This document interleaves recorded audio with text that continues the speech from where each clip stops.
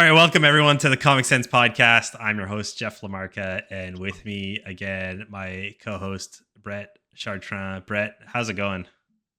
Uh, Doing well, coming off a sugar crash from Halloween last night. Pretty much all week been eating candy only. But yeah, excited to be back recording. Yeah, how's your Halloween? Tell me about it. What'd you do? I went to a party last night, a house party. It's been a while Oh, since I've been to a house party. nice. No one has a house here in Vancouver. It was really fun. I got dressed up. Maybe I'll save that for a bit later. Um, yeah, Was there a great lot of time. costumes? Were people like festive about it? Oh yeah, lots of great Okay. costumes. I'm trying to think of what my favorite one.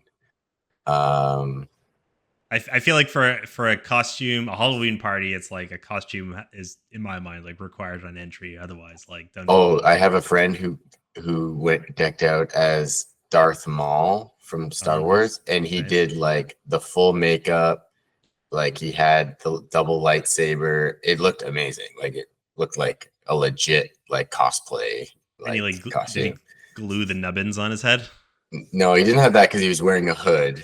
Oh, But okay. yeah, that was awesome. I like didn't even recognize him when he came in. It's like, Nice. Yeah, um, I'm always a big fan of Halloween. I did my son, who's really big into Paw Patrol, went as Mighty Marshall, and so I went as Mayor Humdinger, who is the villain of the show. And it really blew his mind, and like the entire day or the entire evening, he was just like trying to fight me and stop me from doing evil things, and it was just too precious. So it was a great evening. I loved it. you've had some classic costumes. Yeah, I have. Maybe I'll do a little montage on the screen I was of gonna what I've say just. it would be funny to post. I'm thinking of one in particular from when we partied at in Vanier. Yeah, I'll do a I was little looking for it the other day because I was like, maybe I'll do that for Halloween. We look kind of similar. I could pull it off, I think. you could pull it off. That's the Tobias Funke one Yeah, that you're mentioning, exactly. so I'll have that on screen. This was when I first dressed as this, I forget, it was like 10 years ago because it was my first day at the company that I work at. And I not my first day, but it was first year. And I wore First that day. costume. First day. Yeah, that would have been weird. It was my first year at the company. I didn't even know like, oh, should I be going like just like this? But I figured it's hilarious. Like whatever, I'll just do it. It's Halloween. And I still like to this day, literally, because yesterday when I went in costume to work yesterday, I got a bunch of people saying like, oh yeah, your top is still your Tobias Funke. That was legendary. So 10-year people still remembering that costume, so I take that with great pride. Actually, a funny anecdote, I had that picture on my dating profile when I met my wife, Oh, because oh. I figure if the person I want to meet needs to find this Mhm. funny, and if they do, then I know that this is a lock, because like I know it was objectively hilarious.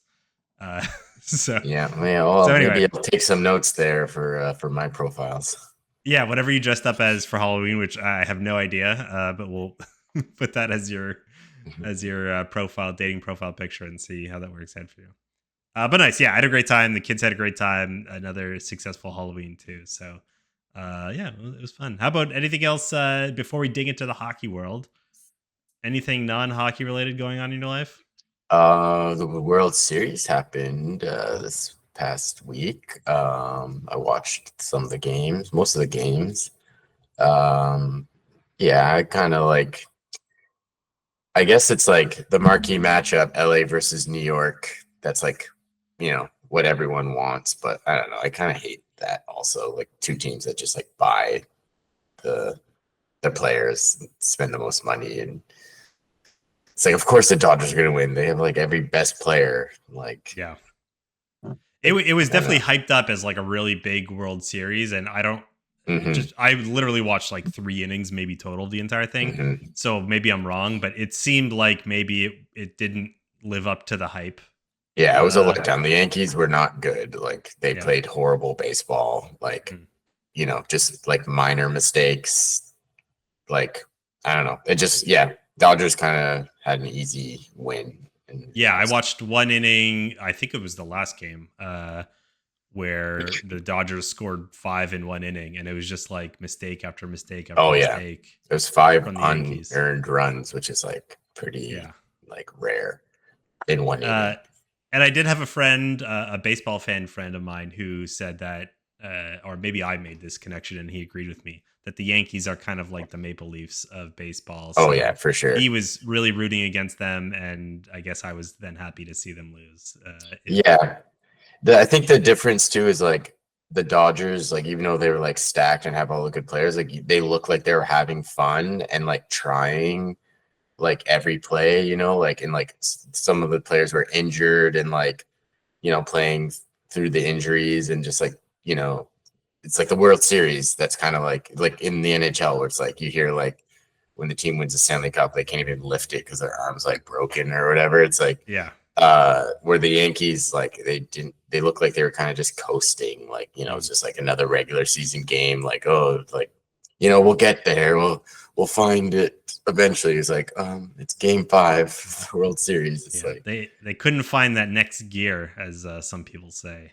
yeah, and like I think the Dodgers had like harder series before the Yankees. Like they played like the 3 best teams in the playoffs, and then they met the Yankees, and it was like a cakewalk. So yeah, it was kind of a letdown as a World Series, but cool that Shohei won.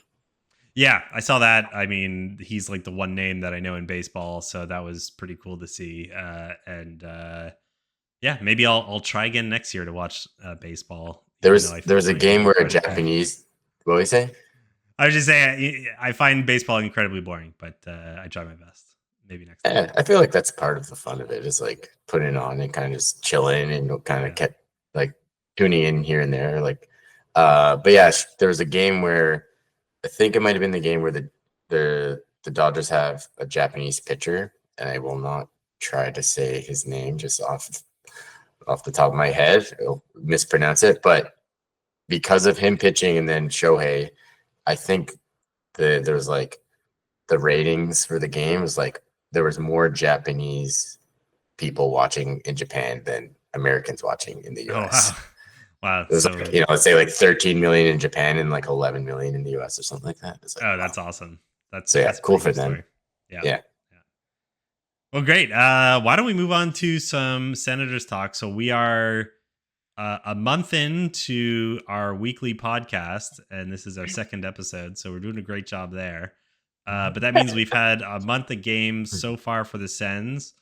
They have a record of 5-4, so not bad. They're doing pretty well. I would say, all things considered. Would you agree with that sentiment, or are you more optimistic, more pessimistic?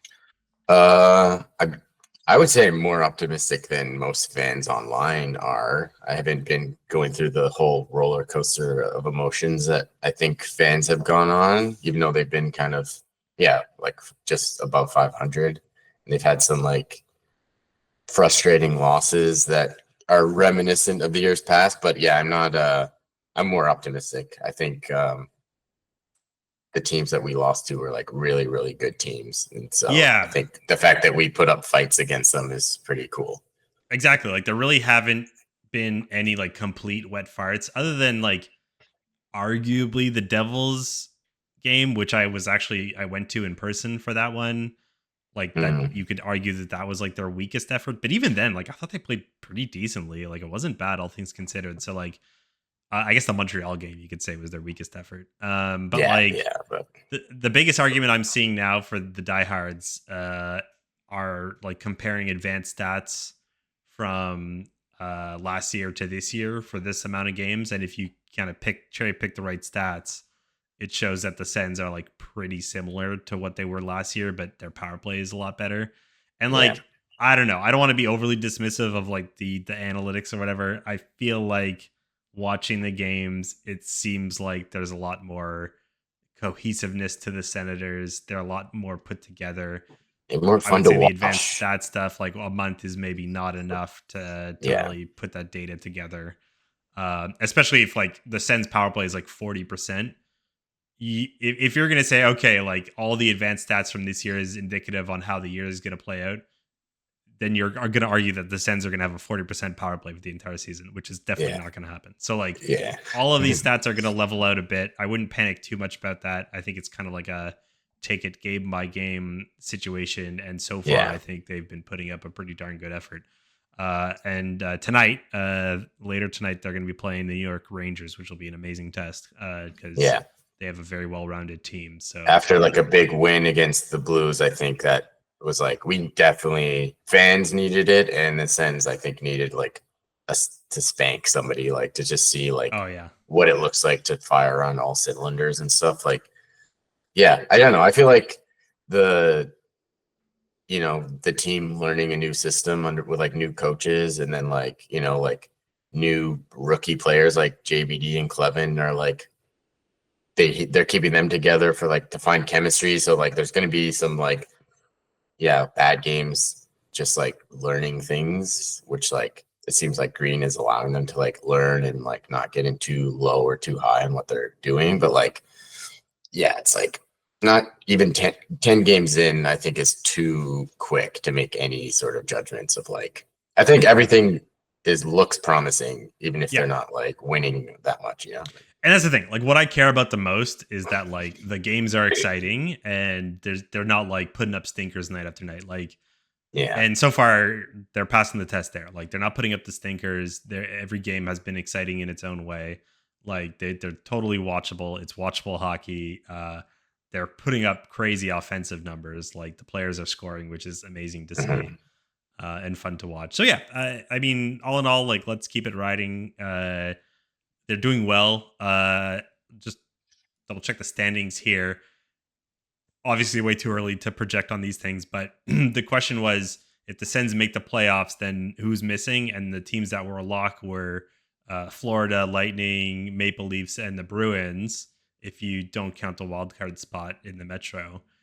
And looking at it right now, I mean, like, if the Bruins keep playing how they're playing, then maybe that's the spot that they end up taking. Because they're not looking so great right now, and the Sens are playing pretty decent to make up for that. Even looking at the goal differential, like pretty wild differentials when you look at that. So maybe that's their path. Is hey, maybe the Bruins they kind of start falling off this year, and the Sens sneak in and take their spot. Like that's totally a possibility.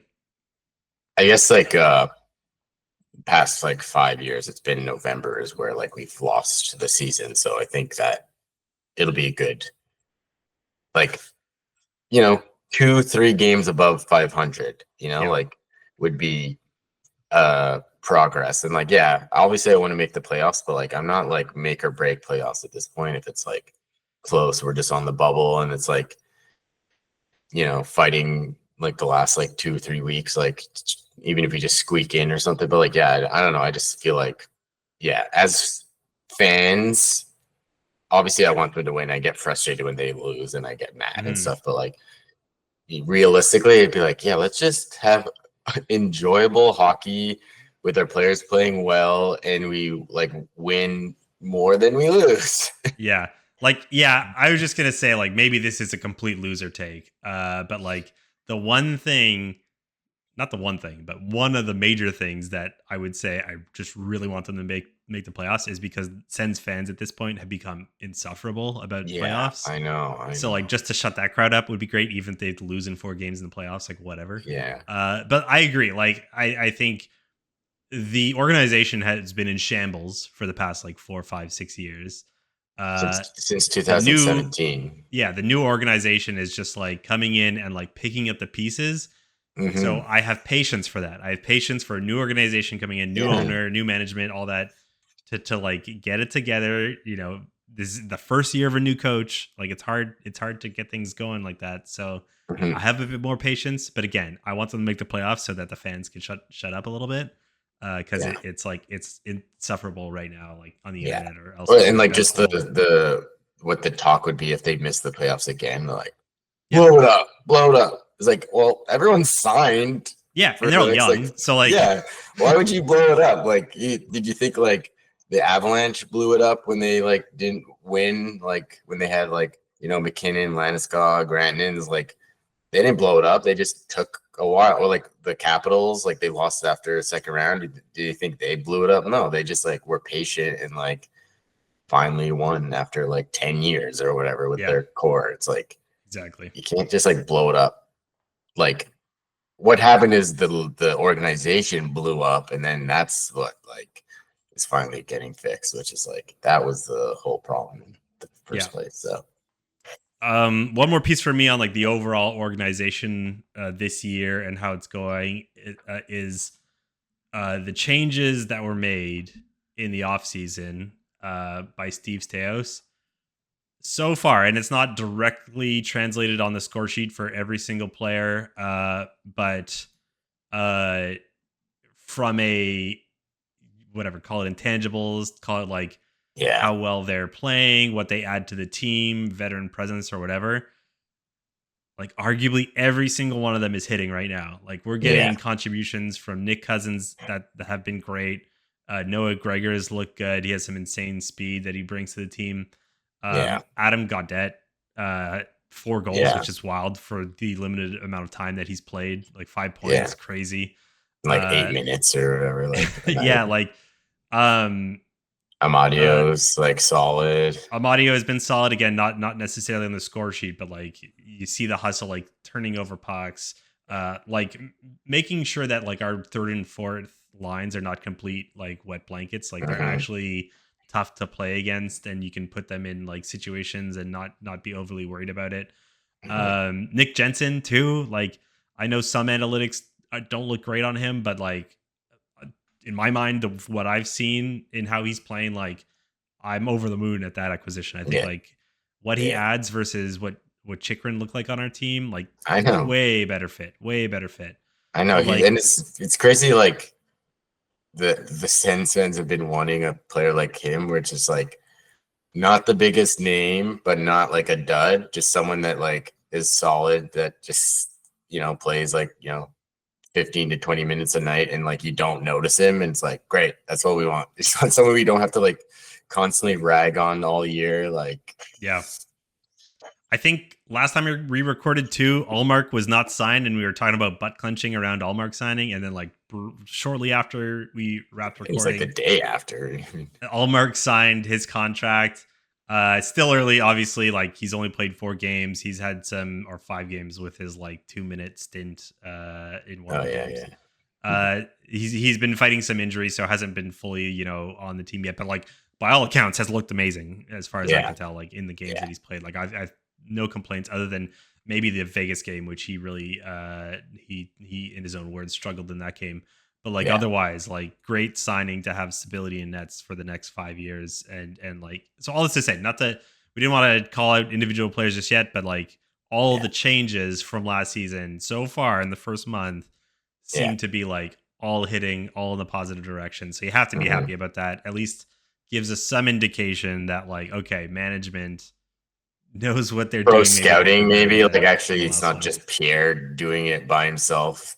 It's like, oh, they actually Yeah. have like some pro scouts that know what they're doing. Like, Like think of like the Brinkat and like man, I was thinking like there was a time when Pierre Dorian was like throwing big contracts to DeBrincat, and DeBrincat was turning them down. Like, how bad would that have been if it like crippled our cap situation if we signed DeBrincat to a massive hmm, contract? And like, yeah. so like, yeah, dodged a bullet there in my opinion. I think the team looks so much better as their position And today. then it's not just like So throwing in like, kudos. it's not like throwing in Michael Delzato, Goodbrinson, like, I don't even know how Scott Gomez was that one. I Yeah, don't remember.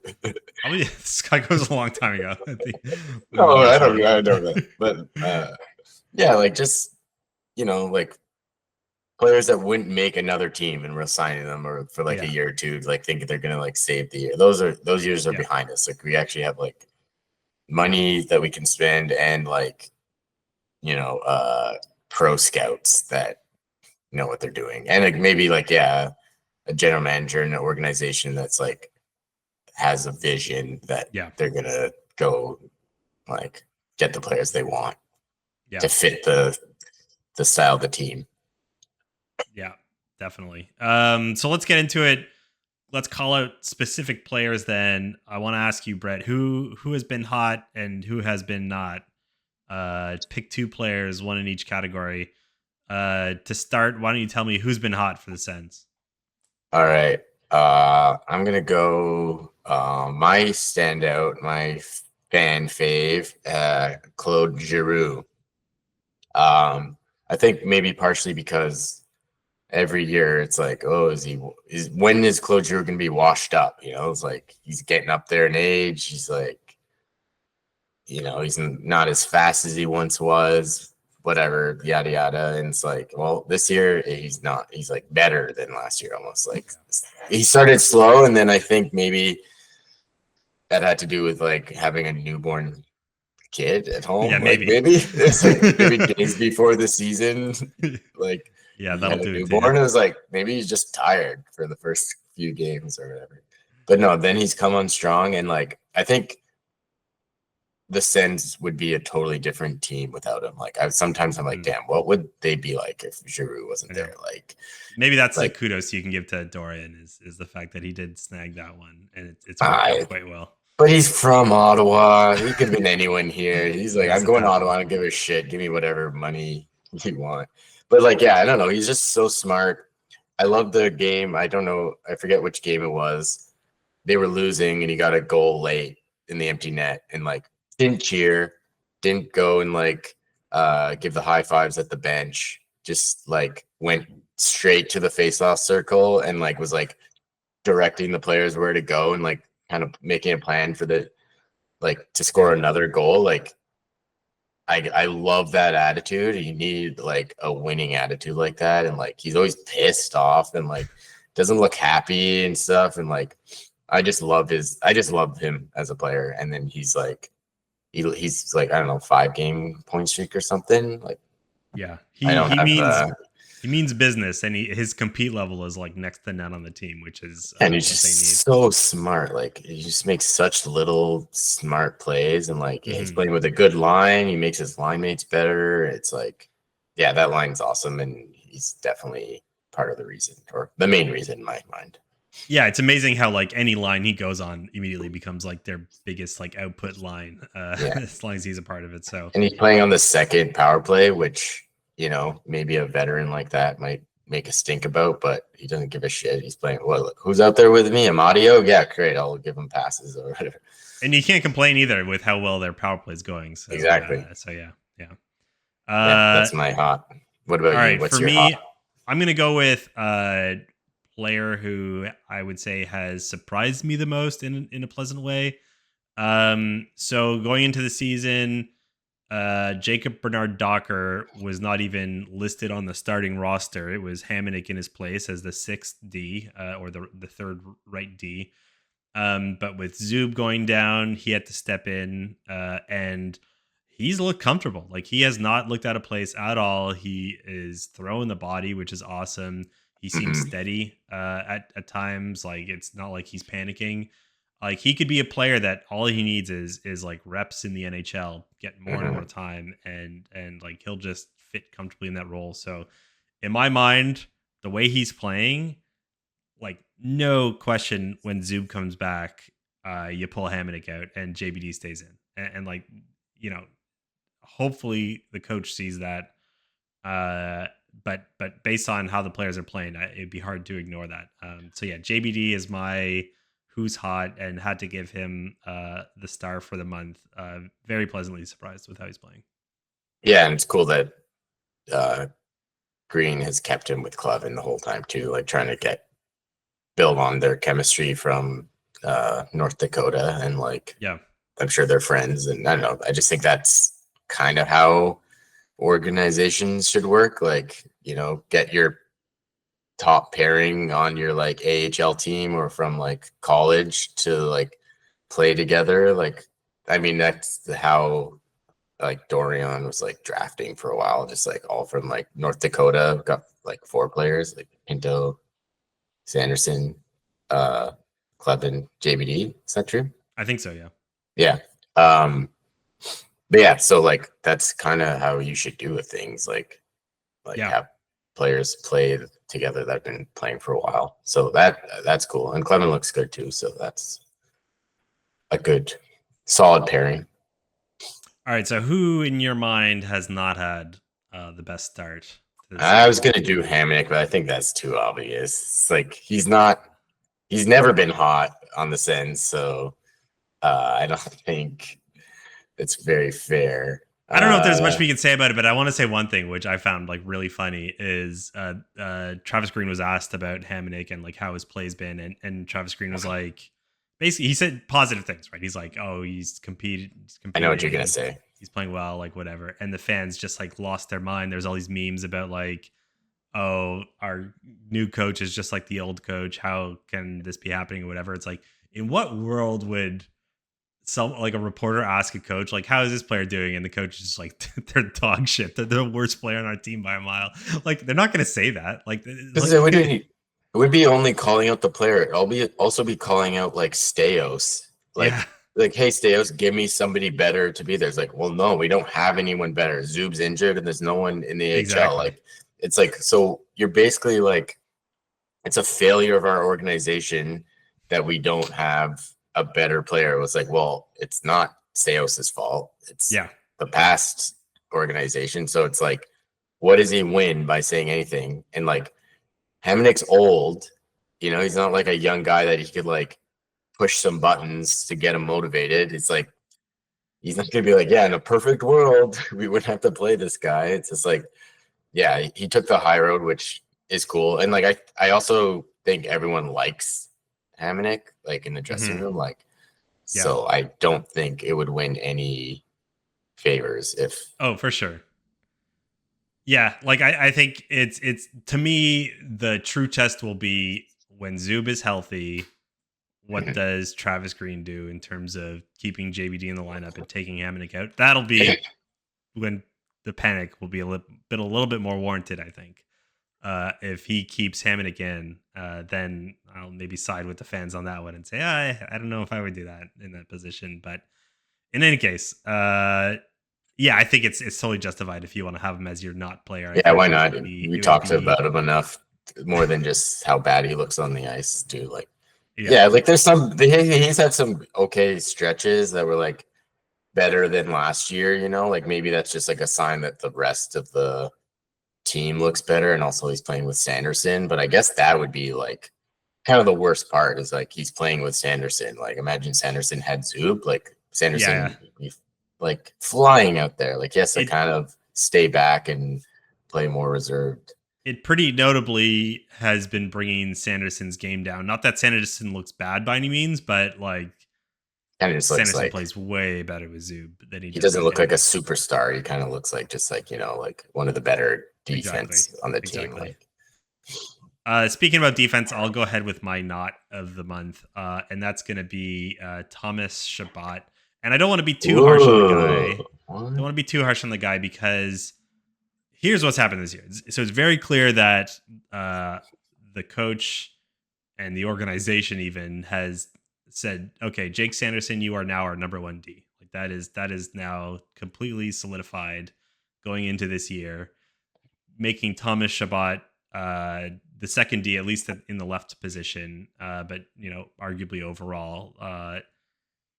That puts Shabbat in a circumstance where like he needs to play somewhat differently, I suppose. Like he's not on the first power play unit.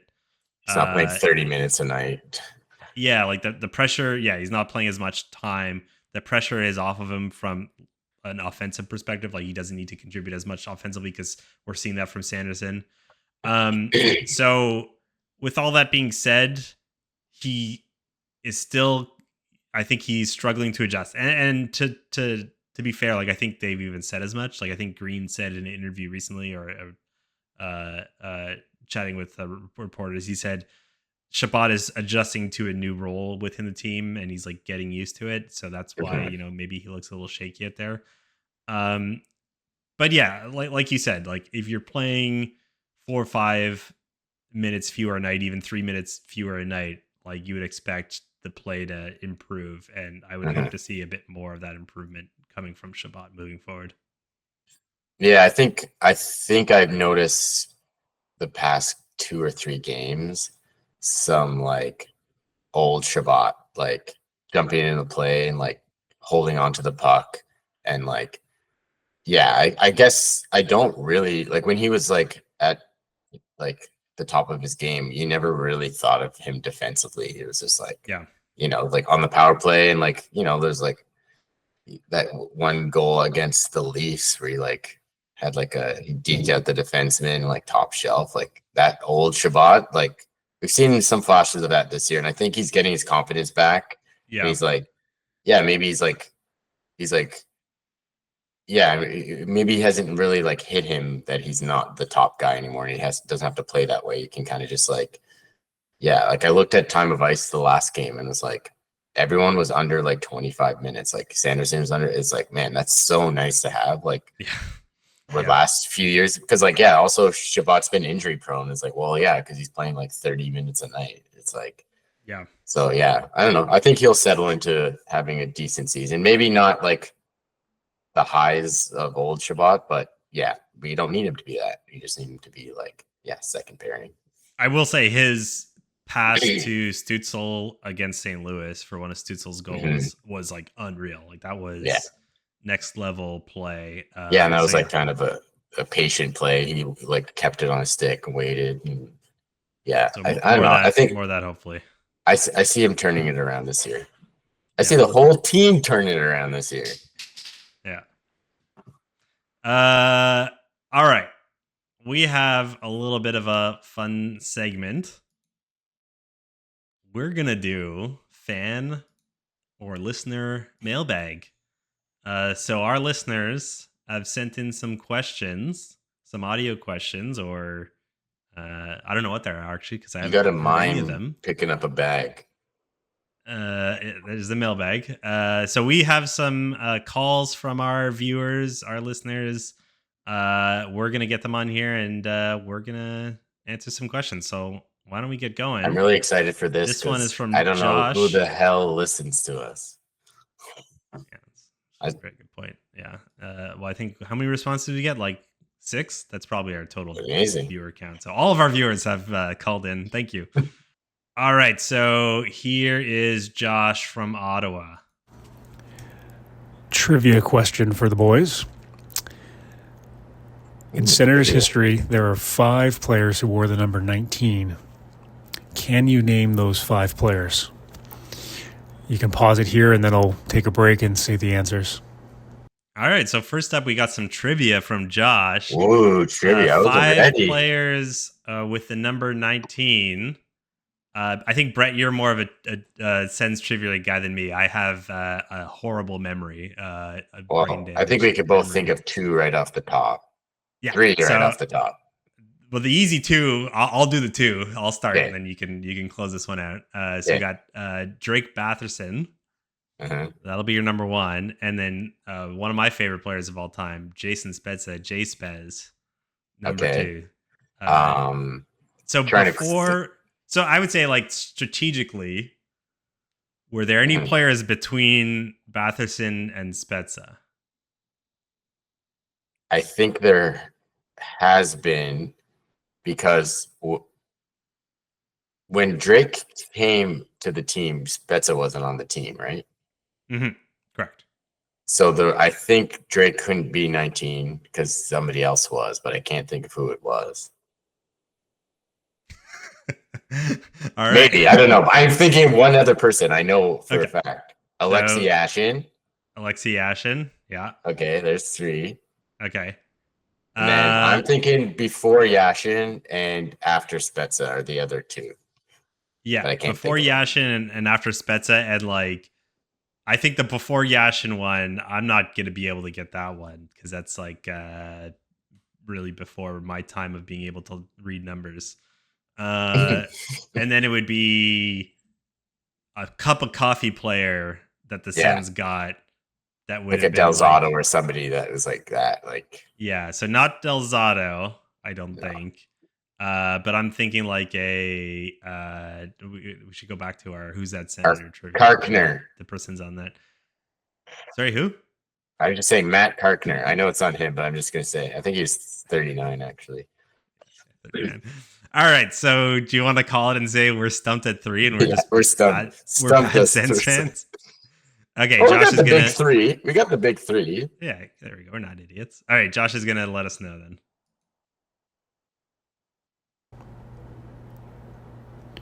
All right, answers for number 19, working from current backwards. Perfect. So we're going to go with Drake Batherson, Derek Brassard, Jason Spezza, Peter Schlatzlivy. Oh, He was from 2003 to 2004. I don't even remember him at all. Alexei Yashin. Schlatzlivy. So I mean, yeah, I could have got that one. That's a name that I know and watched. I could have got Brassard. We should have got Brassard. That was Brassard the was player. embarrassing. Yeah, that's for some reason I had it in my mind that he was 29. But no. Okay. Well, first viewer question. Glad we could disappoint. So thanks, Josh from Ottawa, for sending that in. Okay. I'm pissed. Next up, we have Corey from Ottawa. Hey, Corey. Thanks for calling. Yeah. Here's Corey. Hey boys, just wanted to let you know I love the pod. A couple questions for you. We're just wondering, can I take my ticket in to any pizza location to get my free pizza after that 8-1 win? And do I get 2 slices because they got 8, or do I just get 1? And my second question is, I'd like to know, kiss, marry, kill on the Sens. There's a lot of beautiful boys on that team, so it might be tough. Thanks a lot, boys. Keep it up. Love the question. Yes. Thanks, Corey. Kiss, marry, kill. Kiss, marry, kill. All right. So first question, and this was the fan promotion. Where does he bring his ticket to get pizza? Well, Corey, I got bad news for you. Tickets don't exist anymore. I have more bad news. Paper does not exist. We're in a world where you could show up to the game and they scan your eyeballs and they're like, "Yeah, we got record of you on this one. Walk on in." You don't need to bring anything to games anymore to get in. So first off, there's no paper trail. And then Brett, what's the other bad news? It's not pizza anymore. It's Gabriel's.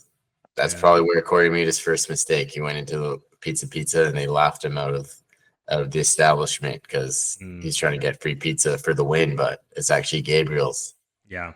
Well, maybe if Corey walks into a pizza place and he starts rambling about Sens tickets and handing him whatever he's written on a napkin that looks like a ticket, and they're taking, maybe they do give him some pizza just because, Yeah. I feel bad for him. Thanks, Corey. Again, love to our fans out there. Thanks. What about the kiss, marry, kill? Appreciate the question. Okay. You're doing Chris, marry, kill? Oh yeah, I forgot. Chris, marry, kill. Okay. Do you want to start or do you want me to go? I can go quick. Okay, go for it. Kill Hamonic, kiss Pinto, marry Giroux. Ooh. There you go. So, killing Hamonic, right? That's fair. I feel like we've dumped on him quite a lot already.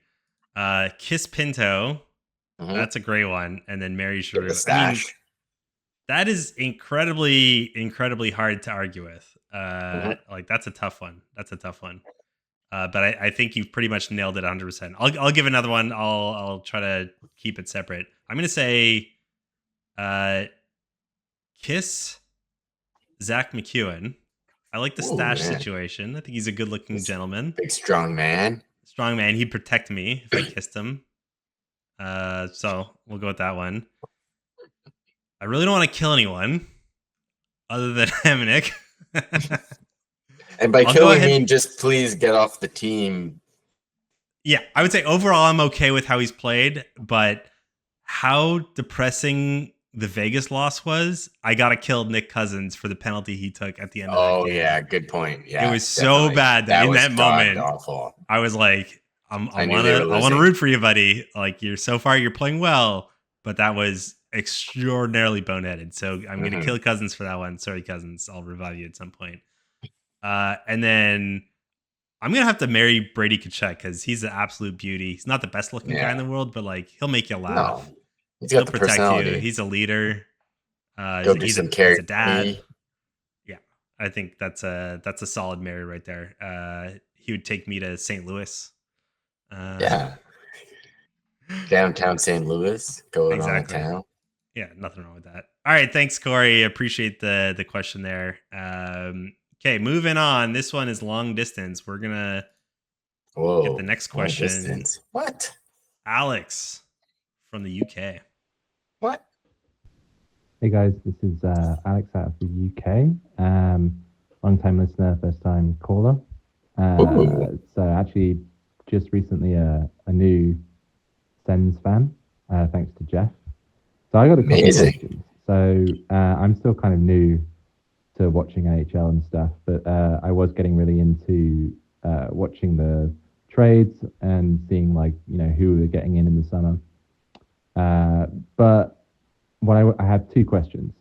So who do you think the Sens may have missed trading for that was a realistic option for us that would have, that could potentially have really added something to the roster?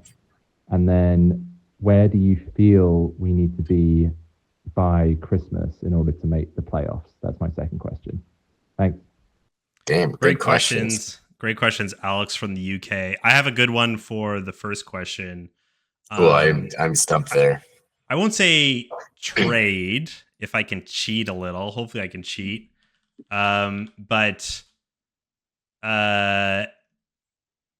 the Washington Capitals were able to sign like the number one sought after right-handed defenseman in Matt Roy, who was top of my list at the time for who they can sign. This is basically like your Nick Jensen signing, but better. Right. And that's what we really needed at the time, was like a solid right-handed D that can go on the team. So like all the Sens fans were like chomping at this one. They did do it. I think there was some conversation about how he was approached by Ottawa and he kind of just said not interested. Sorry guys. And instead went with Washington. I will say, when you look at it though, like he signed $5.75 million. I forget how many years it was, like 6 years or something. Big contract. Yeah, Sens weren't in the market for that. Yeah, we're getting Jensen at like half the price, and like Jensen's above half the quality for sure. So there's that. So I would say that would be my pick of like the players that'd be like, oh man, now the Sens have got like their defense sorted, like this is solid, and they didn't quite get him. And I remember Zoom can go down and it's not a horrible disaster. Exactly. All right, who's yours?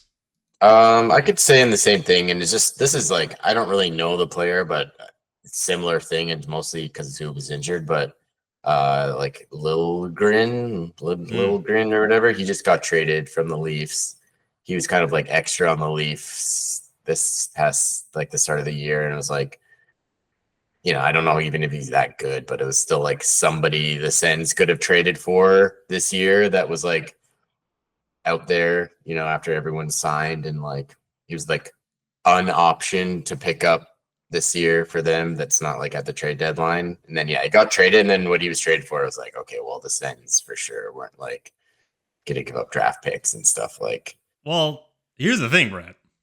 Liljegren, he got traded to the San Jose Sharks. So Toronto may not make deals with the Ottawa Senators, but the San Jose Sharks sure can. So there's possibility that like he is not off the table in terms just of a piece. Yeah, so like the Sens at this point, now it's open season because the Sharks are sellers, right? So if they want to do a flip on Liljegren and get some something back, the Sens could potentially go for that. The flip side is he's $3 million, right-handed D, and like he's not playing above $3 million. So he's either playing at or below $3 million, I would say. So at that point, like you take him on, you would replace like JBD with him, and then if Zub comes back, then you're okay. But like I don't know, is it worth the $3 million risk there? Like it's a good question. So I'm not entirely sold. Like if they can get him from San Jose and like San Jose retains salary, that would be really cool. Yeah, I don't know. I just don't know what the Sens like are looking to get rid of. Like I don't know if draft picks or like. Yeah.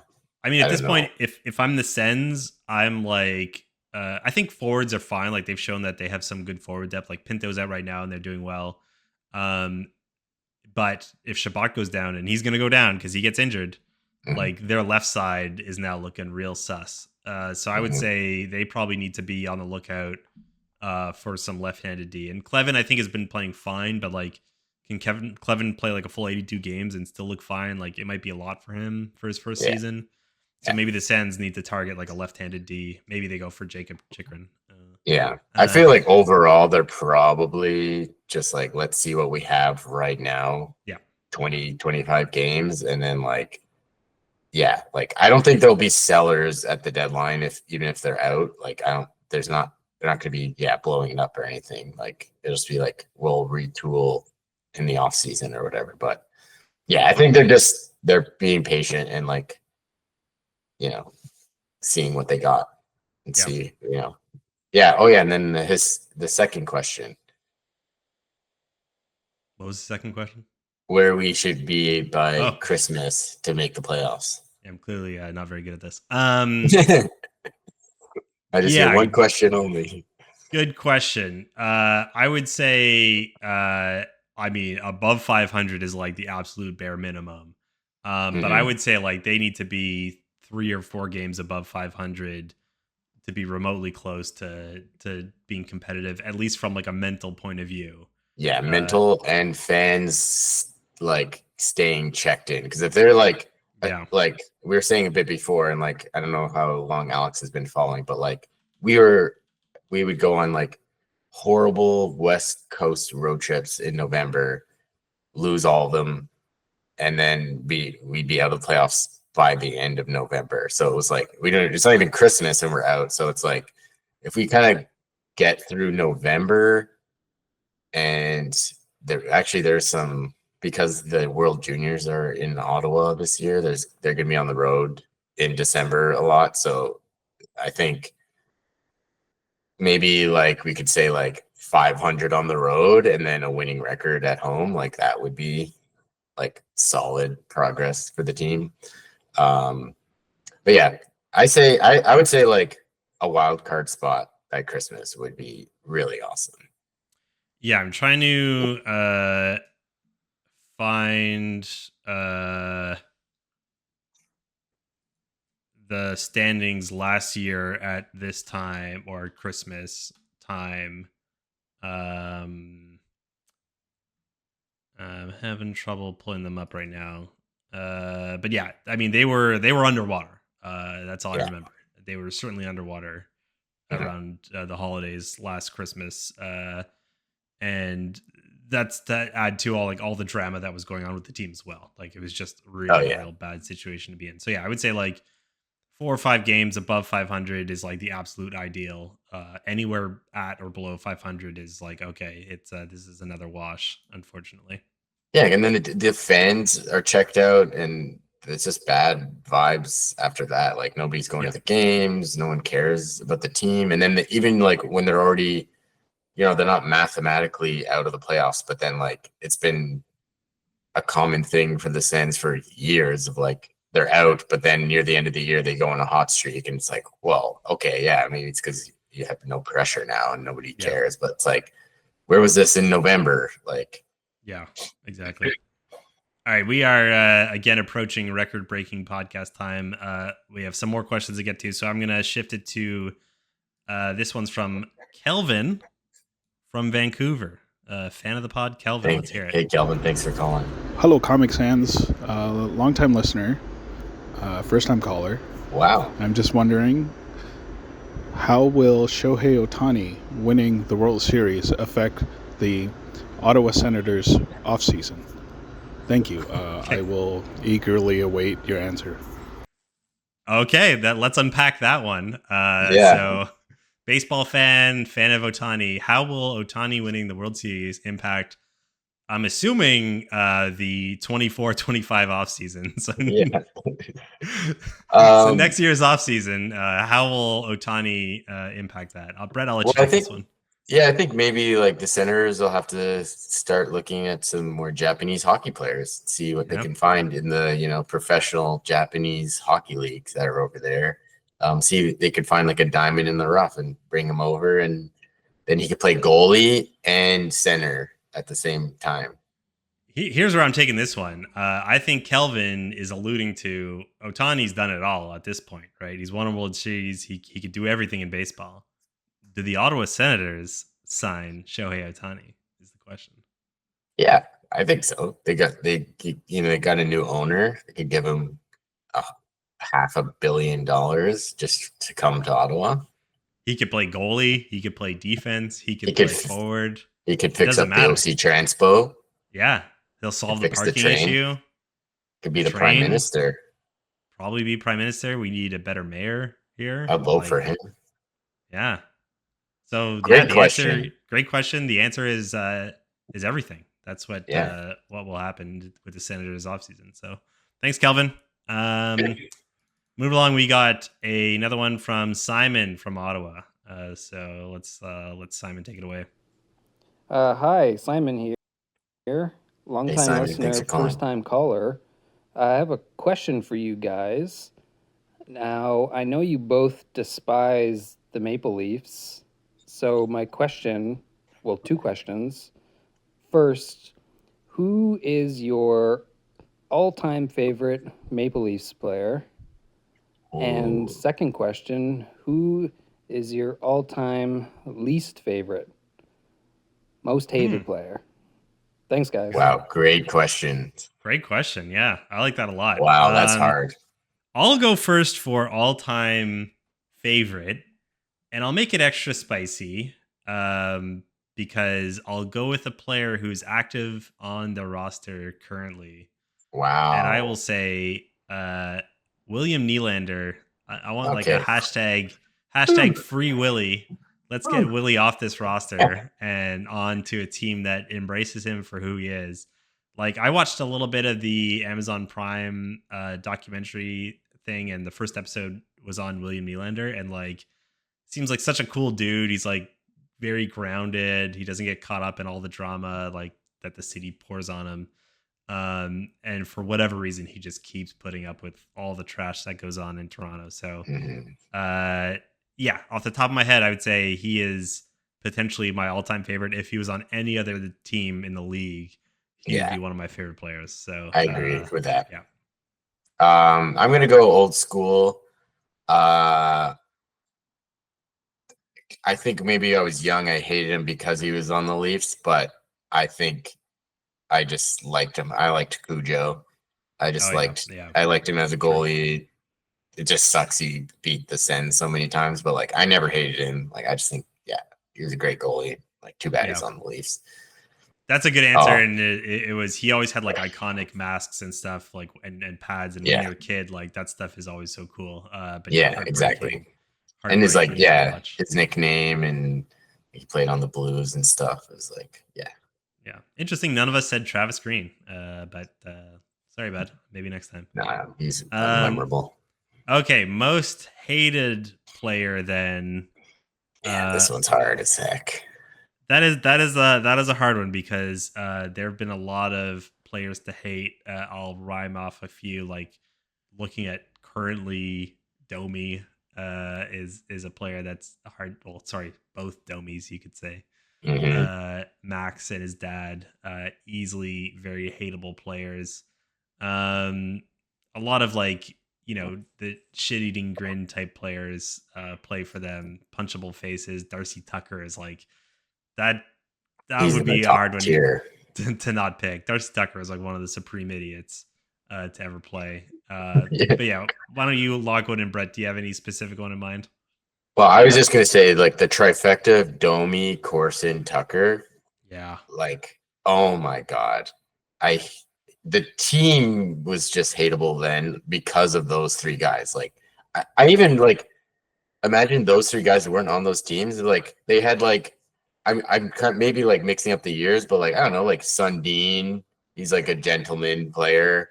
Like Roberts, like he was tough, but he wasn't like dirty. Like like I don't know. I'm thinking other guys like from those eras, like they weren't hateable like that, but because those three guys were on the team, the whole team was hateable. And like, those rivalries were sad for Sens fans, but man, they were easy to hate.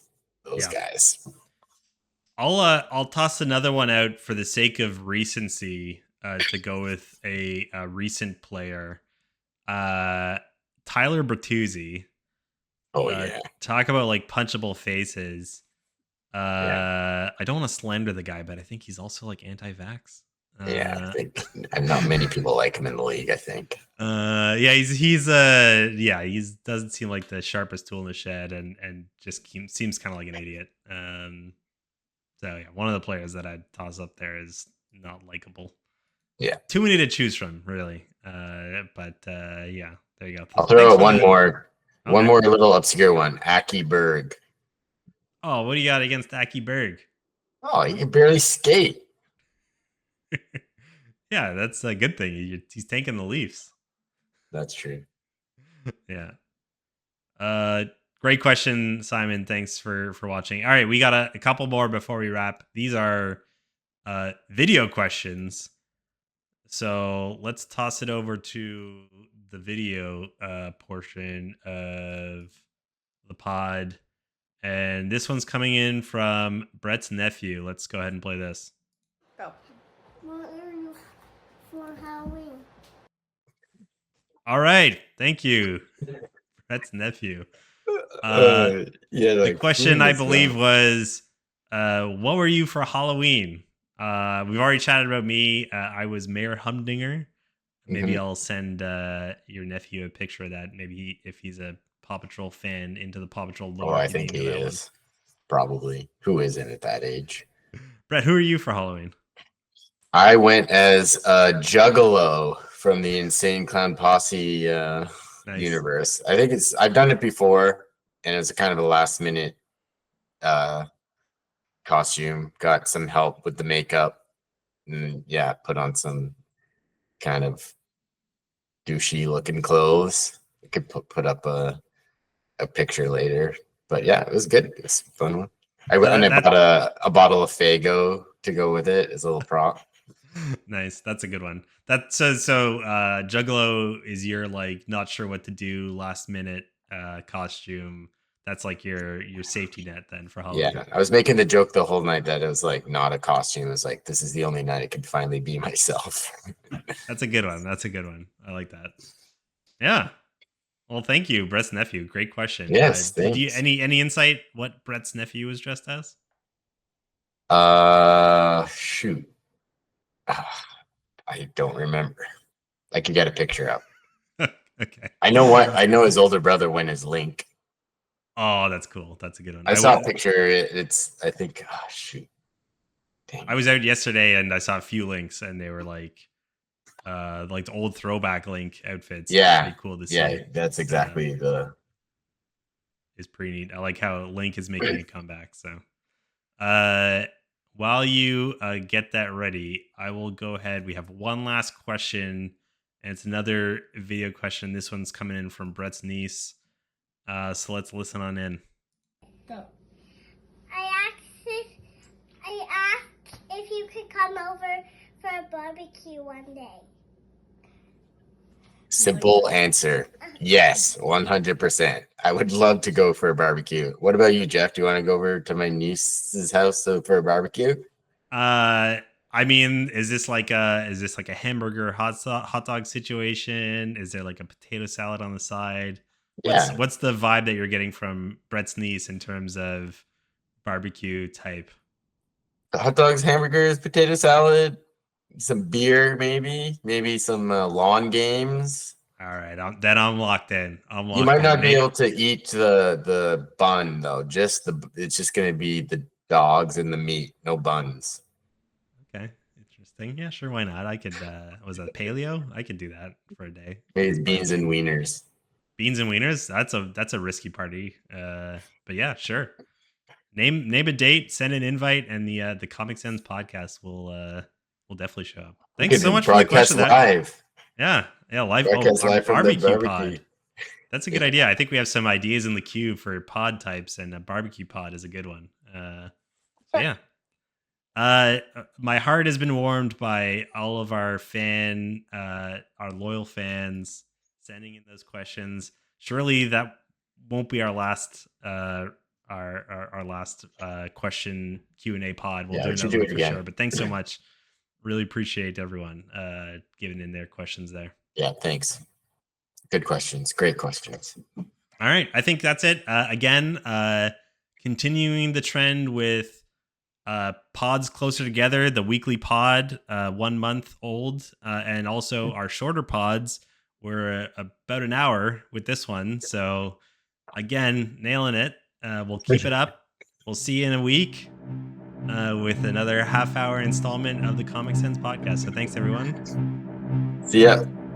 See you later.